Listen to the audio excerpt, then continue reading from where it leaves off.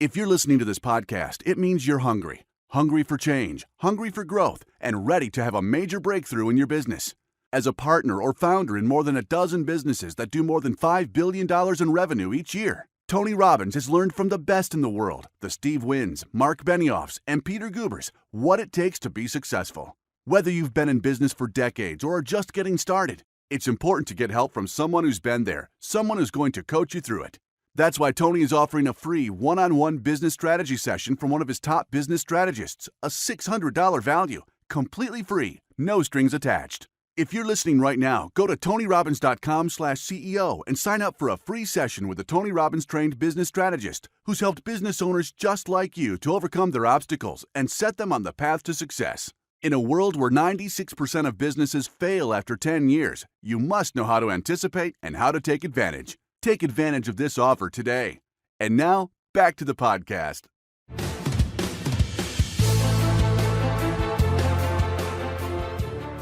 Welcome to the Tony Robbins Podcast. I'm your host, Annie Org. In this special episode, you'll hear an insightful interview between Tony and his past friend and business partner, Chet Holmes. During his life, Chet was known as one of the best sales and marketing experts in the world, working with over 75 Fortune 500 companies, including American Express, Merrill Lynch, Estee Lauder, and Xerox. In short, Chet was the master of sales systems, and his teaching is still the foundation of sales education across the globe. In this interview, Tony talks with Chet and breaks down the strategies that propelled his success. They address real-life examples of companies that Chet advised, giving you the tools to understand the market you're in and the exact hiring process you need to build a world-class sales team, transform your business, and experience exponential growth. Hi, it's Tony Robbins. Welcome to the podcast. This session is going to be a very special one. I have an opportunity to introduce you to a dear friend of mine and a partner, and a gentleman who's helped businesses from all over the world. More than 75 of the Fortune 500 have sought him out. He wrote the book, The Ultimate Sales Machine. His name is Chet Holmes. He's a gentleman who took 9 of Charlie Munger's divisions and literally doubled their sales in the first year, something Charlie had never seen. And Charlie's a multi-billionaire and one of the most successful businessmen in the world. So Chet has got quite a track record of making businesses go to a whole nother level. And what I love about Chet is he makes it so simple. We're going to show you some principles in this interview that once you understand them, you can apply them whether you're a web marketer or you own a car dealership or you've got a candy shop, someplace in Korea. It doesn't matter where you are. And we have people from all over the world who we reached out and said, look, we're going to do a different session this time. We're going to do a session where we're going to teach you some principles. I'm going to do my interview with our guest. But we want to really troubleshoot your business a little bit. So tell us what your challenges are, and let's let him see if he can give you some answers to that. So it's amazing. We got responses literally from all over the world through the web, and we're going to address those in this session. So it'll be a kind of a little workshop at the end of what's the problem, what's the solution? How can we use some of the principles that we talked about here? So I want to begin by just welcoming my dear friend Chet. Good to see you, buddy. Thank you. I really appreciate you coming down and visiting. I'm excited to introduce people to you here. I mean, you don't need an introduction for most people in business, but I'm curious. You started with very humble roots, and now you're the guy that's called upon to do these turnarounds for giant corporations. Some of our clients, one of our recent clients, we turned around as $1.5 billion company, and yet we're also able to turn around, dental offices. We really have the chance now to make a difference in every type of business, every type of size, because the principles you teach are so solid and so simple, and they work, and they give a competitive advantage. So how did you come up with this concept of how to create a competitive advantage that was different than everybody else, of selling the same way, marketing the same way? Where did the drive for that come from? And tell us just a little bit about, your background, how this evolved. Well, we were poor, when we were growing up, we were poor. My father was first he was a Marine combat instructor, and then he came out of that and became a police officer, and 5 children, and my mother didn't work, so we were poor, and I didn't like being poor, so I was definitely driven to try and climb above that. And then later in life, I got into sales, and I didn't like being treated like a salesperson. Yeah. So I found that if I was able to bring value beyond just the product that I was selling, I could get more appointments, I could get appointments with higher level executives, and then when I went to work for Charlie, we institutionalized it. I turned it into a system, and because he didn't give me 9 companies at once. He gave me 1, and then I doubled the sales in it, and then they gave me 2 more, and then I doubled the sales of those, and they gave me 3 more. And so that's how I ended up running 9 different divisions. And then the first one, I doubled 3 years in a row, using the techniques that we're going to talk to today. So the primary tool that I use to help people try and attract the widest possible audience is what we call education-based marketing. And you and I have a client right now. They're the largest home builder in the world, or certainly in Mexico, they're the largest. They might be the 3rd largest in the world, and maybe probably be the largest in the world before they're done. But these guys build 700 homes a week. And they're New York Times Stock Exchange, trade on the New York Stock Exchange. And basically they're out there all the time going, buy a home X home, buy a home X home, buy a home X home in Mexico, right? And so we went in there, and again, trying to always understand the market, do research on it. Most people never do this. They don't really understand their markets. Like, I talked to a group the other day, and they were selling to lawyers, and I said, how many lawyers are there in the country? Nobody knew. They know their product, they know their service, they don't know anything about the industries or the markets that they serve. Yes. So we did this research, and we went out there, and we found out the biggest problem in Mexico is that people will live 3 generations in one household. I mean, literally, you will have 15 people living in a 700 square foot house. Wow. There's a living room, a bedroom, and a bathroom. I mean, in a kitchen. That's it. Very, very tiny houses, and they're shacks. And yet the Mexican government now is funding all the homes you want to possibly buy. So you can go out of that shack into a brand new home, and they're taking the money out of your paycheck anyway. Right. So just like they do Social Security in the United States, in Mexico, that Social Security can be applied as a down payment on a house, and then the percentage that they take, they'll just take it out of your pay, and they'll pay the mortgage for you. Wow. So, it's like, why wouldn't you get a house? And just motivating people to get out of that whole thing. So we did some research. We found out that in a crowded household, the chance of infancy death is 400% greater than in a non-crowded household. If a little girl grows up in a crowded household, because she's the lowest on the pecking order, she sort of grows up with learned helplessness. Boys who grow up in a crowded household are twice as likely to be a failure in life, twice as likely to be an alcoholic. Females who grow up in crowded households are twice as likely to get pregnant younger. So this is data. So we took some of this data, and where their ads used to say, buy Home X Home, we're Home X, we build homes, buy a Home X Home. And their agency at the time just said to us basically, look, the advertising is not really, going to pull response. I mean, people are going to buy a house whether they want to or not. You can't really motivate people to buy a house. We're just, fundamentally just branding. And I don't buy that for a second, by the way.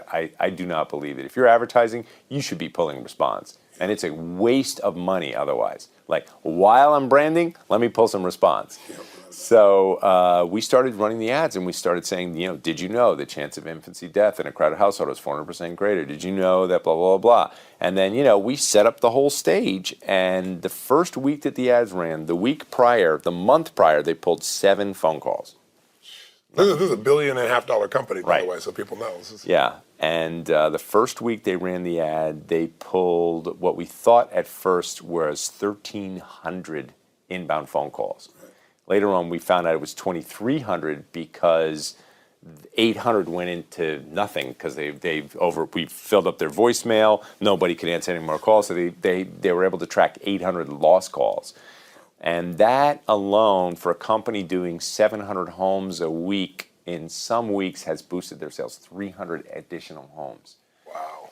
It's extraordinary. It's extraordinary. And this is the value of education marketing. It's knowing what your audience really needs to know in order to get them to understand what they need to do, fulfilling the need after you've established what the real problem is. And I've watched you do this again and again in just any kind of industry you can imagine. Let's say I have a little restaurant. Was one of the type of people that wrote into us. And I'm in my restaurant, and right now the economy's tightened. People are spending more time at home. They're eating less at the restaurants. I've got great food. I got a great restaurant. I got great service, but I can't keep the restaurant full. I'm advertising. I'm spending more dollars on advertising than before. People are just not coming in. And there are people right now like that are closing up. Take that case, what would you do with this? I know one of your strategies that you teach. Okay, so we teach a concept, it's called the best buyer strategy. And so you probably eat out, I don't know, 5 nights a week. Sometimes it's 7 nights a week for me because I'm traveling all the time. Sure. So actually that's a good story because I can give you a case in point. There's this little gourmet restaurant in a motel in our neighborhood. And so I never even noticed it. It's like Ricky's Bar and Restaurant, it says, in a red neon thing. And it's in a motel. So it's not like I'm stopping in there, But some neighbor of ours takes us there one night, and that's like, oh my God, the food is fantastic. It's really great. So, but the place is, so we start going there regularly, and I have food allergies, and so I will tend to focus in my neighborhood on like 3 or 4 restaurants, and then I'll train them so that if I take you out for dinner, I'm going to take you to a place where I don't have to explain that I'm allergic to this and that, and the waiter already knows. And then I tip them heavily, So anyway, I start going there a lot, and the wait staff is great. The food is fantastic. I know the menu. I don't even have to look at the thing. And one Tuesday night we're in there, we're the only people in there. The restaurant is empty. Ghost town. And he's got waiters and a bartender and, a hostess and himself and kitchen chefs and cooks in the back and bus boys. I mean, this is a whole place. 2 people in the restaurant. So he's losing money that night. Right. So I, nudge him over, and he comes over to me, and I go, how'd you like to sell at this restaurant? And it was like literally every table in the place full. And he goes, like, that's impossible. Like, he doesn't say that, but you see it on his face. Right. And I go, I only have one condition. He says, what's that? I said, I'll show you how to sell at this restaurant, but my condition is I always get a table. Because I don't want to sell this, it's now become one of my favorite restaurants, So at this point, he's thinking you're crazy, like he's looking at an empty restaurant and saying, no problem, right? Yeah, sure, okay, fine. So this is what we call best buyer strategy. Who's your best buyer? And for those people, you want to do something special because they're a best buyer. So I had to talk him into this. I said, look, I've been coming here. Last week we came here 7 days in a row, just as it worked out. And 3 or 4 of those days, I brought other people. And my bill was $200 and $500 and $700. I said, what do you think I've spent in this restaurant in the last 6 months since I've been coming in here? She goes, I don't know. I said, maybe $10,000. I said, how many of your diners that are coming in here spent $10,000? He goes, not a lot. And I go, well, wouldn't you like to have just those kind of buyers in here? He goes, yeah, well, how do I get them? And I said, well, we use a thing called the best neighborhood strategy. And people live in better, in the big houses in the best neighborhoods. They're probably out spending more money because money's a lesser issue than convenience. That's what it is for me. I eat out because it's convenient. You know what I mean? I don't have the time to cook and prepare and this and that. So I said, would you buy a dinner for people just to prove to them how good your restaurant is? He goes, and especially if they're going to be like me, where they're going to eat out a lot and spend a lot of money and, buy the most expensive things on the menu, whatever the heck they want, bring friends in, entertain. He goes, heck yes, I'd buy them a dinner in a second. So a little direct mail tip, by the way, the number one open thing in direct mail, let's say you come home, you got all your bills, and there's a greeting card. Right. What are you going to open first? Right. You're going to go right to the greeting card. Right. So I said, send a greeting card. So he had this really nice invitation put together, and it said, you're invited on the front of the thing. And it looked like a wedding invitation. It was beautiful, white, it's nice, expensive. And you open it up, and it says, because of who you are, and because we think you're the kind of discerning client that we'd like to attract, we are willing to buy you dinner in our restaurant just to prove how fantastic it is. We have a 5-star gourmet restaurant. We're 5 minutes from your house, which we know because we can target the neighborhood we want, and we would like to buy you dinner. Now, when you come in, use this exact invitation because you're special and we want to treat you special. So now the guy comes in with the thing, and they know he lives in a mansion down the street, so they're going to treat him extra special. So he does the mailer, and the first place he does it, I said, do my neighborhood, because 54 houses around a golf course. I said, do it to my neighborhood, So I get it at home, and I'm like, uh-huh. So I stop in, I go, so how did it work? He goes, it didn't really work. And I go, really? And I go, nobody responded? He said, well, no, 6 people have come in so far. And I go, when was the last time you heard a direct mail piece pulling a 12% response rate, Send more invitations, So anyway, then I guess it's about 4 or 5 months later. It's a Tuesday night, and he keeps sending these, and he starts to get the hang of it, and he's working the people over, and he's doing strategic selling where, first time at the restaurant, oh, let me tell you about this, a gourmet, 5-star, organic food, this and that, blah, blah, blah. And so when he's all finished, I come back about 6 months later one day, and I come in, it's a Tuesday night, totally sold out. Right. No tables. Right. So I go like this at the guy, I go, Where's my table? Where's my table? He's ready to move one to get you in there at this Well, stage. they took one out of the kitchen, and they put a nice white tablecloth on it, put it over in the corner, and my wife and I sat down and had dinner. What's so beautiful about this strategy is it doesn't cost a lot of money. It's really more people getting clear, who is my ideal customer in this market or any market, targeting those people and going and communicating ongoingly. Now, if you already have a customer, the most expensive thing we all have in business, for most businesses, is the cost to get your customer, to get a client. And most people spend all that money and then they start over and they try to get another client, try to get another client. We all know someone who's not just a customer but an ongoing client, you don't have to spend all the marketing dollars anymore. If you've met their needs, servicing them again is really valuable. But you've used education marketing there to expand it. And you're being really humble. I want you to talk about the specific results. You're telling people the general theory, but I'll give you an example. Tell them the story, share with us if you would, what you did in the cleaning business, that gentleman from New York, because it's such a great example. Business has been around forever, institutionalized. I mean, hundreds of millions of dollars in business, whatever the size the business was, been around for X number of years. Share with that story, because the beauty of that was you took customers they already had, and through education marketing, doubled the sales. That is a very good example, actually. Well, of course, this fellow sees me. He's one of the largest if not the single largest carpet cleaning company in the country. But even so, that's not a big business, because most carpet cleaning companies are two guys in a truck. So this guy might have 30 trucks and he serves 3 states. I mean, so for carpet cleaning, he's a monster. He's huge. And he comes to me to ask me to help him get more clients. And like you just pointed out, I said, well, how often do your current clients buy? And he says, well, they buy about once every 3 years. And he had 30,000 clients. So if you do the math, that's 10,000 sales a year. So I said, well, what have you done to try and get them to buy more often? He says, oh, we give them, coupons and discounts, typical tactical stuff, right? Yeah. So we go out again, do the research, right? Use the group that you and I use, and we go out and we do some research, and we find out, lo and behold, a PhD who's the head of the indoor air quality studies for the Environmental Protection Agency had actually studied the impact of the quality of the health of your environment based upon the cleanliness of your carpet. So we get this study, and it turns out that when the government did some microscopic studies of what was in the carpets, they went, this is government buildings where the carpets are vacuumed every single day, and they found aspergillosis and bacteria and dust mites and their feces and the bacteria that feeds on them. It was nasty, nasty stuff. So they ended up taking the carpets out of the buildings, and they found people got sicker 4 times more often. So what why, if the carpets were so polluted, why did taking them out make it worse? Because now that stuff's getting in your lungs. Oh, so the carpet's like a filter. It's like a giant health filter. Wow. But just like any health filter, it needs to be sanitized. And so even if you're vacuuming it every day, that's not killing germs and bacteria. And if you look at the professional cleaners, they come in with that boiling hot steam and the proper, chemicals, and they just disinfect the whole house. So we came up with this idea. It was called the Gold Service. And at first it was called Gold Member Service. And then Austin Powers came out with that movie. And I thought, okay, let's get away from Gold Member. And we just went to Gold Service. And so then you'd call in and you'd want to get your carpets cleaned. You go, yes, ma'am, no problem. Give me your Gold Service number. You say, my Gold Service number. You say, oh, aren't you a Gold Service member? And she'd go, well, no. Oh, okay, well, it turns out, and they would do that little education about the government and, how they studied and, and how your carpet should be cleaned about every 6 months. And so if you're a Gold Service member. So if you clean every 6 months, all these problems go away. Yeah, plus we'll give you a discount. Because, again, if he can get his people buying twice as much, Right.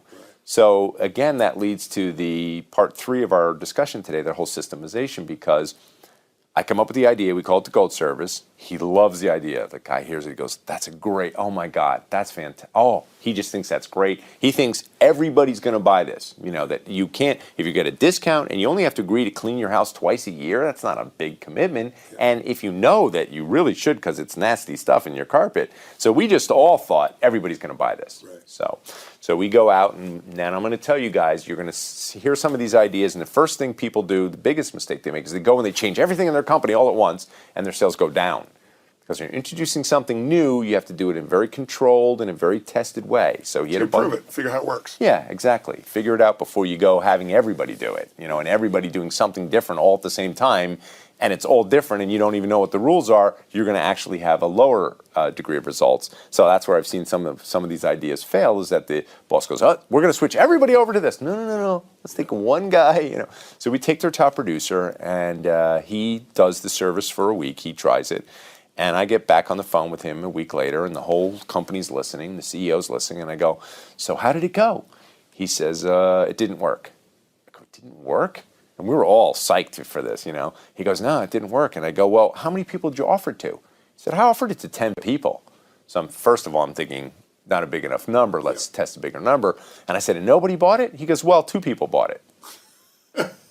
But 8 people said no. So, to him, that's a failure. But let's do the math. This guy has 30,000 clients. He gets 10,000 buying a year. If he got just 20% of them buying that gold service, cleaning twice a year, that's 6,000 extra sales a year, and he's only doing 10,000 now. Because his business by 60% overnight. Yeah, but we ended up actually working on that idea for about 6 months to get it where 4 out of 10. Wow. So I'm just saying a little lesson to, if you're listening, a little bit of success can make a huge difference. You know what I mean? In this case... So what was the final increase in the business? It was 100%. Wow. 100%. And it was a great success. And how old was that business? The reason I like that 100 example, years old. Yeah, 100, that's what I thought. It was a family business, right? So 100-year-old business. Fourth generation. Yeah. Fourth generation, still offering discounts. Still, what hopefully everyone watching is going to get out of this, what I hope everybody gets out of this is, if you do what everybody else does, you're going to get what everybody else gets. You can't, the most you can get is an incremental improvement in your business if you offer the discounts or you throw out your auto ad and it says, this weekend, buy now, special sale. But if you can get inside the mind of your consumer and figure out what they need, you can motivate them to buy, and you can also get people that want to buy that never bought before, or get your ideal client and figure out how to motivate them to buy. But as you said, you've got to systematize it, not once or twice. You got to keep going at it. The biggest challenge that most people have in their business is they try something and they don't extrapolate. Well, God, if I change one thing, I can change the result 100%. I got to find that one little thing, and then I got to make it a system within the business itself. Let's talk a little bit about salespeople. All right. One of the great things you've done today, I go into business audiences, and because of the web and because of the mentality of how so many people market today, many people think salespeople are, they're an expense, they're too hard to manage, my business doesn't need it. And I've seen so many companies today that you just come in, and we've done it, you and I've done it with multiple companies, come in and show them, look, make this little shift, hire a few salespeople, but the right ones, people that it's their nature, so you're not trying to retrain them 8 million times, and you watch sales go crazy. So talk a little bit about, if you would, about salespeople. Why are they, you'd think people wouldn't have to know this, but many businesses do. Why would they be a must? And more importantly, how do we get the right people that are highest performers? Because that's part of what made you successful. You were one of those guys, but you figured out how to get more of those. Yeah. Actually, I didn't think I was anything special as a salesperson. I knew I had a lot of discipline. As you know, I have a heavy karate background. But I certainly didn't think I was anything special. And so when I was breaking sales records and everything, I just thought the only reason was because I was difficult to manage. So companies avoided hiring guys like me because we were difficult to manage, guys like you. And so fundamentally, I'm like, well, when I get in a position of authority, I'm going to hire nothing but guys who love to cold call in the morning. And, it became very difficult. So I actually became obsessed with what is the kind of person who is very successful at sales. And now we teach it, as you alluded to, we teach it as a growth strategy.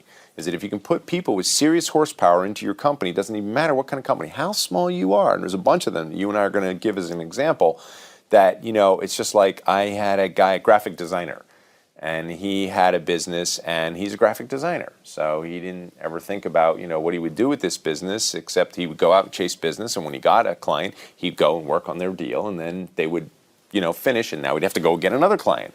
So it was always feast, famine, feast, famine, feast, famine. I said to him, why don't you hire a salesperson? And he goes, well, I don't know. I mean, I can't even survive on the business I'm getting. I go, it's because you don't have a salesperson.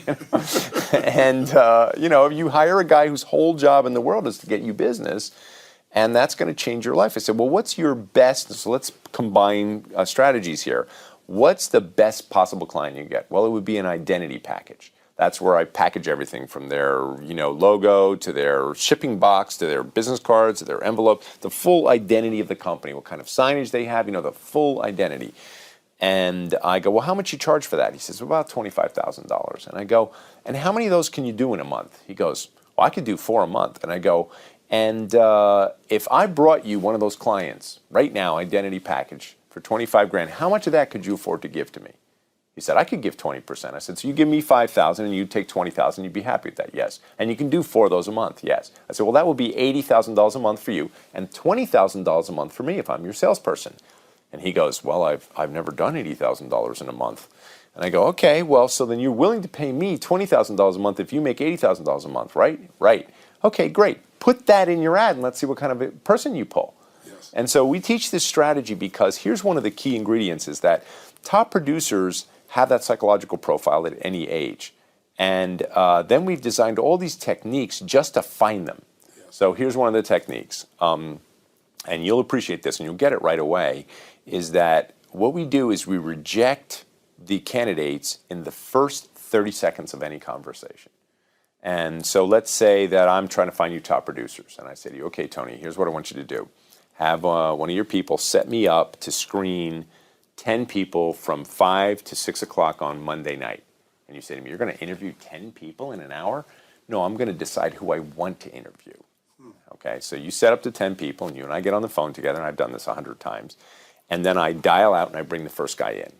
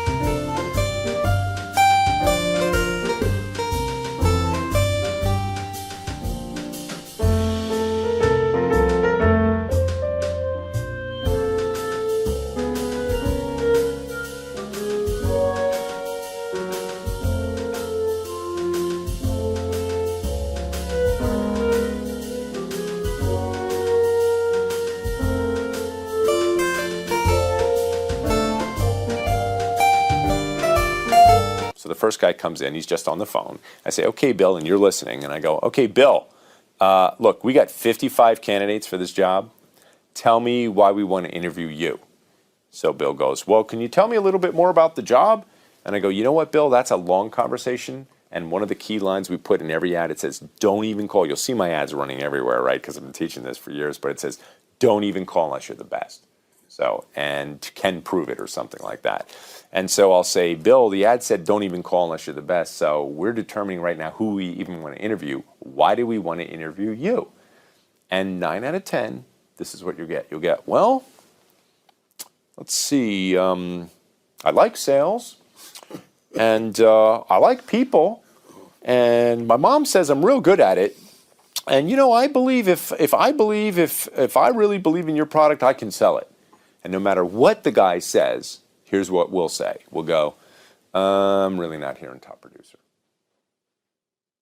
And you hear this silence. And 9 out of 10 will go like this. They'll go, you're not? And I'll go, no. Complete conviction that you are not a top producer. And the guy goes, well, okay. All right, well, thanks for your time. No problem. Bye. Off the phone. And that's how fast it is. Now, what happens when you get a top producer is you can't convince them they're not a top producer. Right. I just saved that guy 2 years of misery because if I interviewed him in a loving and supportive environment, just like all people interview today, you know, HR friendly, no offense to the HR people listening out there who hate me for this stuff. But, you know, I mean, it's what happens is it shows you right away how the person responds when rejected. And let me ask you a question. Is sales a loving and supportive environment? No, it's not. Or is it fraught with tremendous rejection on a regular basis? That's right. So I had one guy say to me, I go like this, I'm really not hearing top producer. And the guy says, well, maybe you're deaf. you know. And he starts, and then he starts saying, because the last job I went into, he said, I was the new guy, and after 8 months, I started passing people who'd been there for 8 years. And the job before that, I broke every record. I'm like, that's what I'm looking for. He's selling. I'm pushing him away. He's pushing harder back. And that's psychological profile. Now, here's the thing. The real key, and again, you can't discriminate by age. So one of our key lines in our ads all say, young or old, if you have the stuff, will know. Now, usually that pulls me that 19-year-old Tony Robbins Jr., and he believes in himself. Even though he hasn't proven anything, doesn't have the track record yet, and maybe he was a three-bagger. Wayne Dyer calls it the three-bagger. I don't know if you heard this, right? In the grocery store, he's the guy with, the other guy's only filling up one bag of groceries, the bagger, and this guy's got 3 bags, and nobody told him to do that. It's not the standard. Nobody else. It's his nature. It's his drive. It's who he is. Yeah. And so I'm like a radar for those people. I'm looking for them all the time because, our companies hire 15 to 45 people a week. That's how fast we're growing right now. And it's because these strategies are really, helping people and really making a difference.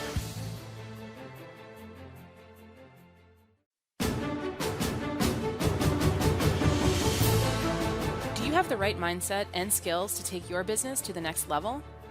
Business Mastery is the only event in the world created by Tony Robbins to prepare you to master the mindset and skills you need in business to elevate your game. A one-of-a-kind, immersive program, Business Mastery will allow you to understand the critical factors impacting your business, then refocus and realign with the strategy and psychology you need to compete and innovate in any economy. Remember, business success is 80% psychology and 20% mechanics. If you're ready to learn and master the strategies to help you grow your business and stay competitive, then don't hesitate. Apply for the next Business Mastery program now. Learn more about the Business Mastery event at www.tonyrobbins.com. The Tony Robbins podcast is directed by Tony Robbins, hosted by Annie Yorg, and produced by Carrie Song. Brooks Loro is our digital editor. Tyler Culbertson is our media coordinator. Special thanks to Diane Adcock for her creative review. Our website is tonyrobbins.com/podcast. where you can listen to all of our episodes, read articles, and learn more about upcoming events. Copyright Robbins Research International.